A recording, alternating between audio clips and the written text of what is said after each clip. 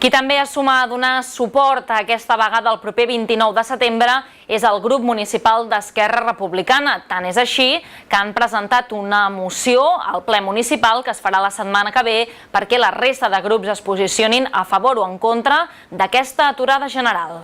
Els representants del grup municipal d'Esquerra Republicana es van acompanyar dels representants dels sindicats UGT i Comissions Obreres, Maria Sardà i Antonio Cruces, per expressar el seu suport a la vaga general del dimecres que ve.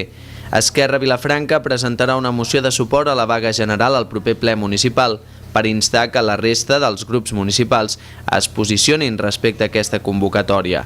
En nom dels republicans, la secretària de Moviments Socials, Dolors Toses, comenta que cal un canvi de model productiu davant les polítiques conservadores que diu està exercint el govern espanyol.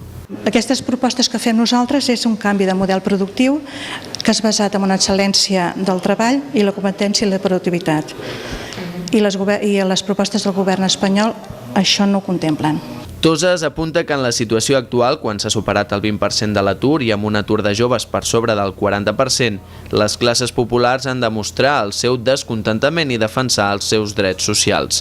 La intenció d'Esquerra Vilafranca és que al ple de dimarts vinent la moció de suport a la vaga general aconsegueixi un ampli suport. Canviem